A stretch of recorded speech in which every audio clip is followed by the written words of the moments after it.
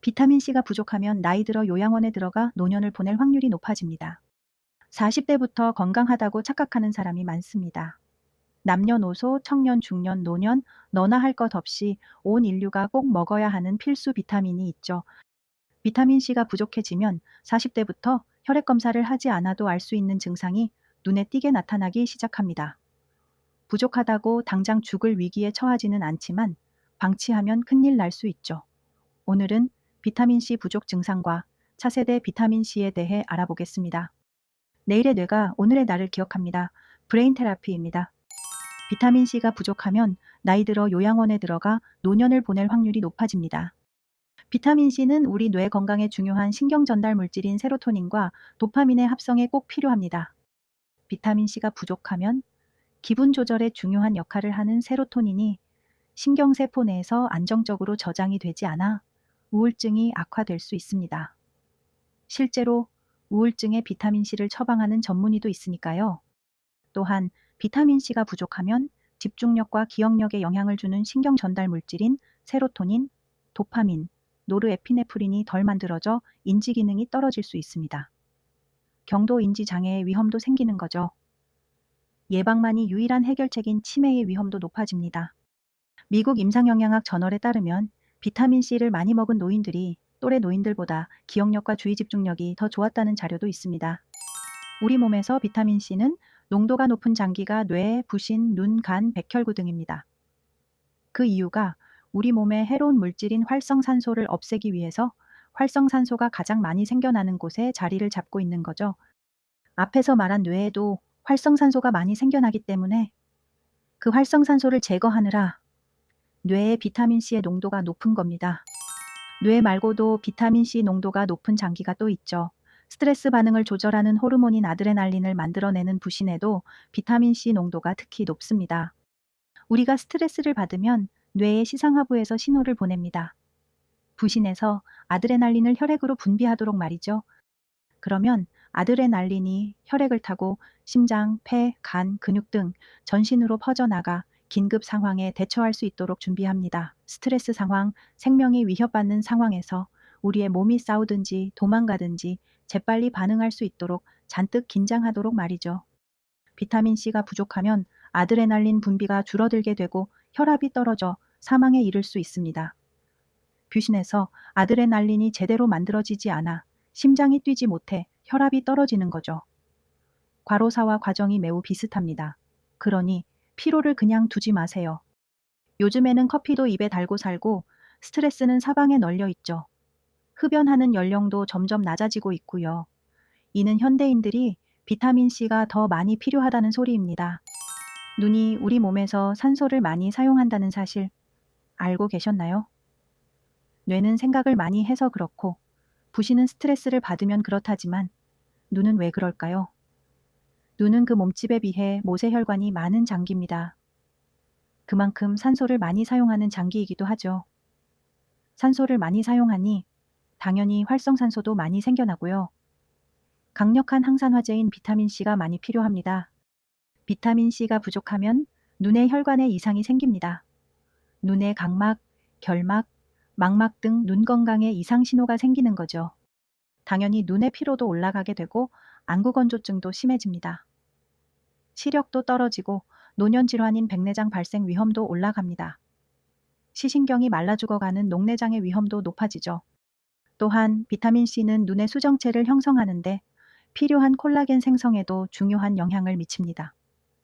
눈의 각종 조직을 유지하고 보호하는 데 필요한 콜라겐이 만들어지는 과정을 비타민C가 도와주어 눈 건강을 유지합니다. 눈 영양제인 루테인만 드시지 말고 비타민C도 같이 챙겨 드세요. 비타민C가 부족하면 우리 몸의 면역력이 떨어집니다. 감기나 바이러스에 잘 걸리게 되죠. 우리 몸속에 한번 들어오면 평생 나가지 않고 자리 잡고 있다가 면역력이 떨어지면 슬그머니 발동을 거는 못된 균들이 있습니다. 바로 대상포진이죠. 어렸을 때 알았던 수두 바이러스 때문입니다. 사라지지 않고 특정 신경 속에 자리 잡고 살고 있었죠. 몸의 면역력이 떨어졌을 때 신경을 따라 이동하며 신경 가까이에 있는 피부에 감염을 일으킵니다. 보통 왼쪽이든 오른쪽이든 몸통의 한쪽에 자리 잡습니다. 발진이 생기고 물집 같은 수포가 띠를 이루게 됩니다. 통증은 정말이지 극심하다고 해요. 문제는 대상포진에 한번 걸렸다고 해서 다시 안 걸리는 게 아닙니다. 면역력이 또 떨어지면 재발합니다. 그러니 대상포진이 의심되면 빠르게 병원을 방문하세요. 그 전에 면역력이 떨어지지 않도록 비타민C를 잘 챙겨 먹는 것이 좋겠죠? 비타민C가 부족한 증상으로 입 주위에 수포를 동반한 물집이 생기는 구순포진이 생길 수 있습니다.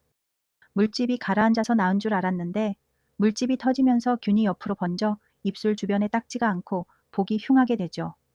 무엇보다 가려움증이 심합니다. 생각만 해도 간질간질해요.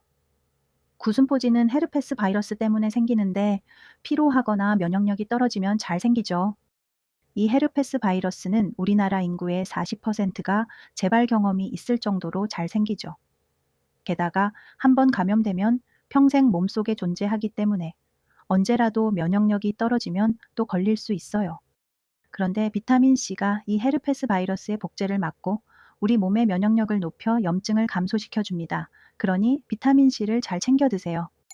비타민C가 부족하면 입속에 염증이 생기고 잇몸이 붓거나 양치질할 때 피가 날 수 있습니다. 이게 반복되는데 낫겠지 하고 방치하면 치주염으로 발전해 치아를 뽑아야 할 수도 있으니 꼭 미리 예방하세요.